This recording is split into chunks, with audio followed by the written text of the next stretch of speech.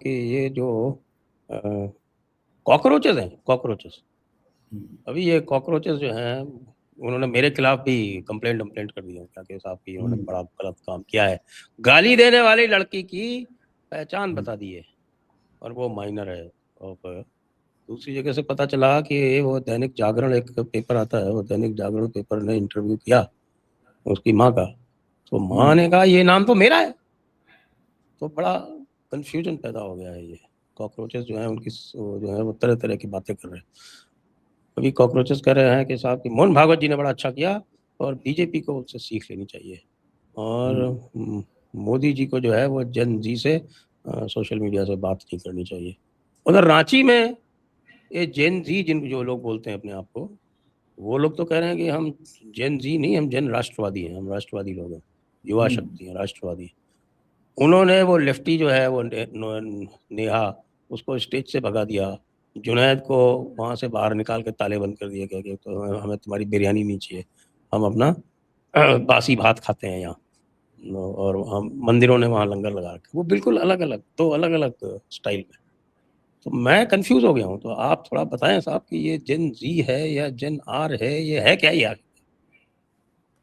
मैंने एक वीडियो बनाया, वो डाल दूंगा, कल डाल दूंगा। जब मैंने बंगाल का चुनाव चल रहा था, एक वीडियो बनाया था ममता के लिए, तो उसका हेडिंग मैंने दिया था, हार जाने की जिद ना करो। हार जाने की जिद ना, याद है और मुझको ये ममता, अभी मेरा कहा ममता सुनेगी, उन्होंने नहीं सुना और हार गई। तो अब मैंने इन पर भी वही हेडिंग थोड़ा बदल के लिखा है, मार खाने की जिद ना करो। मार लोग खाने की रास्ते जिद ना पर, करो। हाँ, लोग रास्ते पर उतरकर इनको पीटेंगे, ये समझो आप, मैं मजाक नहीं कर रहा हूँ। जिस ढंग की खबरें आई है कि ये लड़कियां जो कुछ गंदी गंदी भाषा बोल रही है, उनके मोहल्ले के कॉलोनी के लिए लोग उनको निकाल बाहर कर रहे हैं, या तो इनको बहिष्कृत कर रहे हैं, बाइकआउट कर रही है आसपास के लोग, पड़ोसी। तो इससे आगे जाएगा तो टमाटर और सड़े हुए अंडे भी आएंगे। एक वो एक लड़कियां बात ये जो भूल हैं, जाते कि मोदी सरकार का चेहरा है, बस, उससे ज्यादा मोदी कुछ भी नहीं है।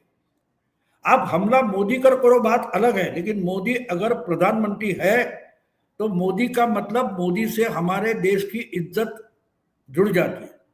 आप प्रधानमंत्री को गाली दोगे तो लोग बर्दाश्त नहीं करेंगे। आपको याद होगा कि बिहार के चुनाव में किसी कांग्रेस वाले ने, वो राहुल गांधी की रैली थी, उसमें किसी कांग्रेस वाले ने मोदी की मां को गाली दी थी। परिणाम तो आपके सामने है। तो ये करते रहना। देखो, एक एक बात, मैं वो क्या, दीपके उसका नाम है, मैंने एक मराठी में भी वीडियो डाला है, डुबके को डिपके का सहारा। जो पहले ही डूब चुके हैं उनको लगता है कि डिपके बचाएगा। मैंने और एक मराठी में वीडियो डाला है, आपको शायद याद होगा, आपने देखा हुआ, तो एक 90 की दशक में एक अंग्रेजी फिल्म आई थी हॉलीवुड की, हनी आई श्रम द किड्स। वो एक एमेच्योर साइंटिस्ट होता है और वो कुछ करता है, ऐसी एनर्जी कॉन्सेंट्रेट करके छोड़ेंगे तो बड़ी चीज एकदम छोटी हो जाएगी, छोटी चीज बहुत बड़ी हो जाएगी, और ऐसा सब। तो एक किसी मीटिंग के लिए जा रहा था, तो उसके और पड़ोसी के बच्चे आकर उसी रूम में खेलने लगते और गलती से कुछ हो जाता है, तो बच्चे बिल्कुल आधे आधे सेंटीमीटर इतने छोटे हो जाते हैं। तो ये बाउल में डूब जाते हैं बच्चे वगैरह वगैरह, बढ़िया था फिल्म।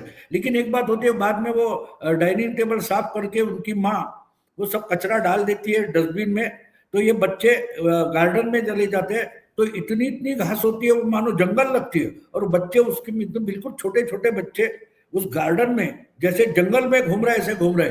लेकिन वो याद मुझे इसलिए आया कि उसमें जो सबसे छोटा बच्चा था, वो एक चींटी पर घुड़सवार जैसा सवार होता है। वो एक चींटी है, लेकिन वो चींटी पर वो बच्चा मानो घुड़सवार बनकर इधर उधर खेल रहा है। तो आज ये सब कॉकरोच पर बैठकर राजनीति करना चाहते। मोदी जी ने इनको इतना छोटा माइक्रो लेवल पर लाकर रखा है कि इनको कॉकरोच भी बहुत बड़ा जानवर, डायनासोर वगैरह लगना है। तो ये राजनीति नहीं होती, इस ढंग से नहीं होती। राजनीति बिल्कुल सीरियस मामला है, और राजनीति में आपको जनमानस पर राज करना पड़ता है। इनको यानी अब तो दूसरे लोग कुछ लोग हमारे यहाँ महाराष्ट्र में तो कुछ लोग तो यहाँ तक बोलने लगे ये तो आरएसएस की बी टीम है।